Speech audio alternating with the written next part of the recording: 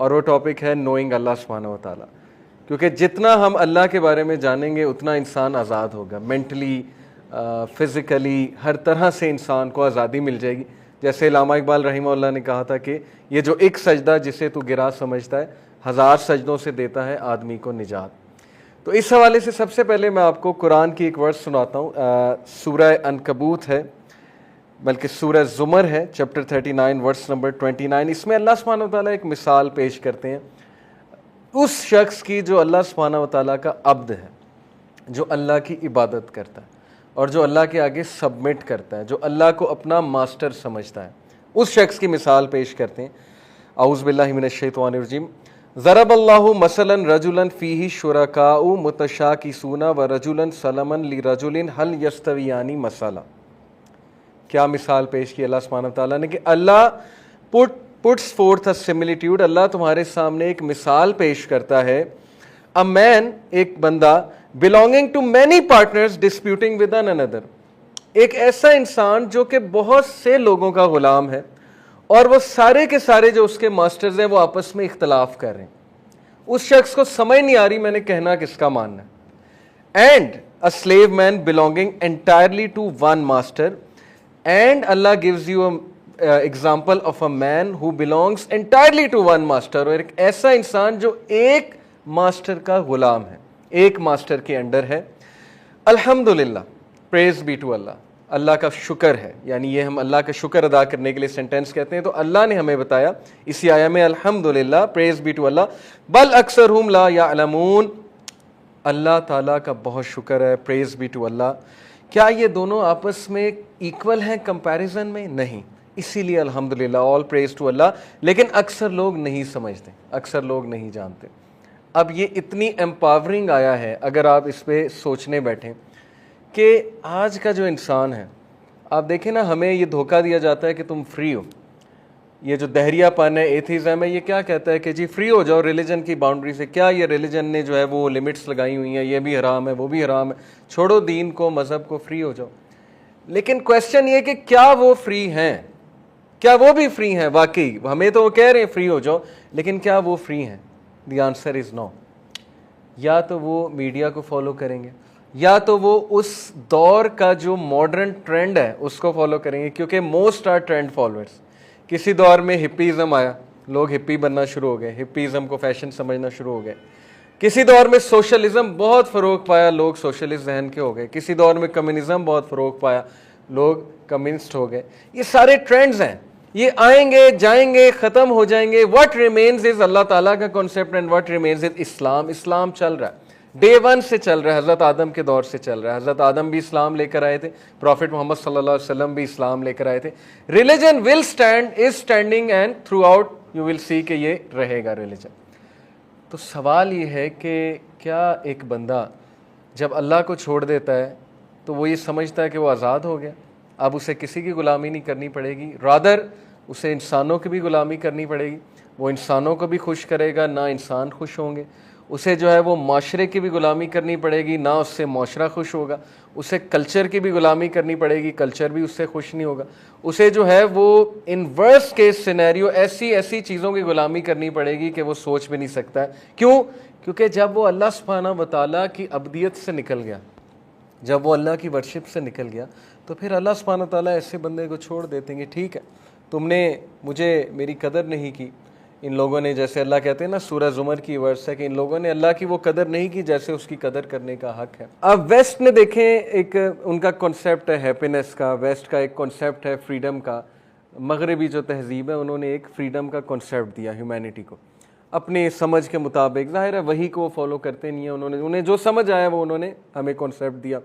वो कॉन्सेप्ट ये है कि फॉलो योर ड्रीम्स, अपनी ड्रीम्स को चेज़ करो, no matter what, and do not let anyone come in between you and your dreams. और किसी को भी अपने और अपने ड्रीम्स के दरमियान ना आने दो। सुनने में बहुत एम्पावरिंग सेंटेंस है, बहुत अच्छा सेंटेंस है, कॉन्फिडेंट लोगों का सेंटेंस है कि मैं अपना ड्रीम फॉलो करूँगा। फिर कहा कि अपने पैशन को फॉलो करो, no matter what, whatever your passion is, वो पैशन फॉलो करो। फिर कहा कि do what you feel like. और आज हमारे मेजॉरिटी नौजवान नस्ल का ये कॉन्सेप्ट है।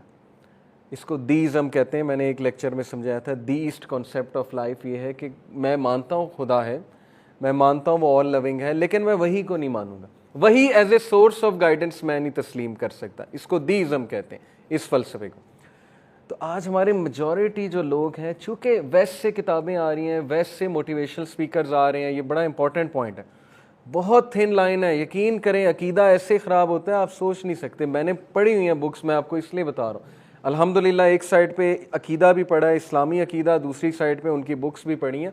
ये अल्लाह ने बसीरत दी कि I was able to recognise, लेकिन हर एक के पास ये चीज़ नहीं होती कि वो रिकगनाइज़ कर ले। बहुत से लोग उनसे हेल्प लेते हैं, जो कि कोई हर्ज नहीं है, मैं इसको नहीं कहता कि नहीं लेनी चाहिए, आप सेल्फ हेल्प बुक्स पढ़ें, लेकिन बीवेयर के उनकी जो तहजीब है उसके कुछ ख़ास पिलर्स हैं, और उन पिलर्स में से एक पिलर है इंडिविजुअलिज्म, इनफरादियत। West is all about individualism and individualistic philosophy of life. उनका पहले ही जो फोकियत है वो इंडिविजुअल है। ह्यूमनिज़म की भी, ह्यूमनिज़म भी एक पूरी फ़िलासफ़ी ऑफ लाइफ है जो कहता है इंडिविजुअल मैटर्स, इन फ़र्द मैटर करता है, इससे पहले के माशरे की बात है, फ़र्द की बात करो। Islam on the other side talks about collectivism. ये बहुत बेसिक डिफरेंस है।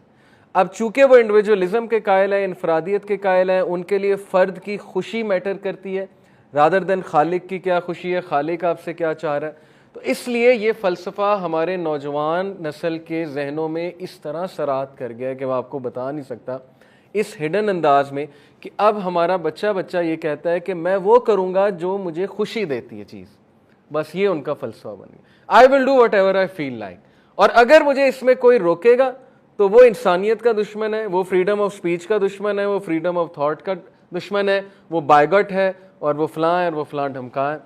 आज आप देखें कि इस्लामाबाद में फ़ोटो शूट हुआ, बच्चा था एक, उसने फ़ोटो शूट किया अजीब व गरीब लिबास पहन के, बड़ा मशहूर हुआ, वायरल हुआ कंटेंट। तो उसने पूरा जवाब दिया बच्चे ने अपने इंस्टाग्राम पे, उसने कहा कि भाई किसको क्या तकलीफ़ है ये करने से, मैं किसको कोई नुकसान तो नहीं पहुंचा रहा ना, बस I will do whatever I feel like and no one can जज मी, कोई मुझे जज नहीं कर सकता सिवाय अल्लाह के। उसने अल्लाह का भी नाम लिया। उसने यहाँ तक कहा कि तुम सब अल्लाह से डरो कि तुम लोग मुझे जज कर रहे हो, मेरे लिबास को, मेरे साथ जो लड़की खड़ी फ़ोटोशूट में उसके लिबास को जज कर रहे हो। देखिए कन्फ्यूज स्टेट ऑफ माइंड, एक तरफ अल्लाह का भी नाम लिया जा रहा है, एक तरफ ये भी कहा जा रहा है तुम लोग अल्लाह से डरो, फिर ये भी कहा जा रहा है कि मैं वो करूँगा जो मेरा दिल करता है, तुम लोगों को क्या तकलीफ़ है। इसलिए बहुत ज़रूरी है कि हम कुरानिक कॉन्सेप्ट ऑफ फ्रीडम को समझें, कुरानिक कॉन्सेप्ट ऑफ आज़ादी को समझें।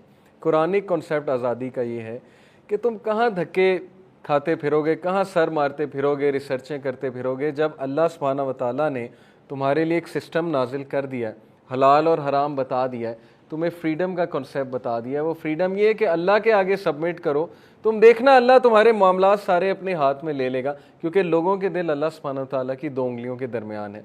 तो कुरानिक कॉन्सेप्ट ऑफ फ्रीडम की तरफ आ जाओ, simple as that. Otherwise try कर लो, देख लो, अगर लोग की लॉयल्टी तुम्हें मिल जाती है अल्लाह को छोड़ के तो ट्राई कर लो। ये एक बहुत बड़ी बात है जो मैंने की है। अगर आप इस पे सोचें, मोस्ट ऑफ अस, हम में से मेजॉरिटी इंसानियत, काफिर, मुसलमान, हर कल्चर के, वो इंसानों की लॉयल्टी के साथ बहुत स्ट्रगल करते हैं। दे लुक फॉर लॉयल्टी, वफ़ादारी। ठीक है, वेस्ट ने बड़ी तरक्की कर ली है, लेकिन क्या उन्होंने वफ़ादार लोग क्रिएट किए हैं?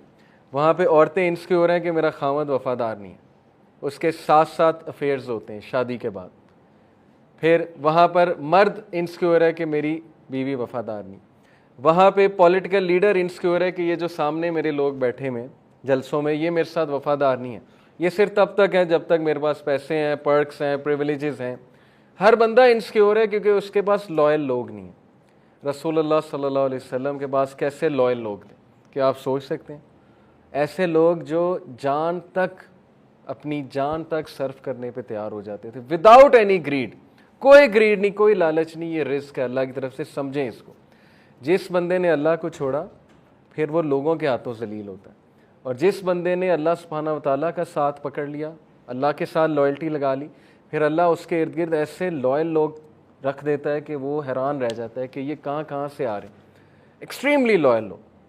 ये है आज़ादी कि अल्लाह मिसाल पेश करता है कि या तो सबके गुलाम बन जाओ या फिर एक मेरे होके रह जाओ, और फिर डिफरेंस देख लो। सो अल्हम्दुलिल्लाह, अल्लाह खुद कह रहा है अल्हम्दुलिल्लाह, all praise is to Allah. But बल अक्सर ला यालमून, लेकिन अक्सर लोग को समझ बूझ नहीं है। तो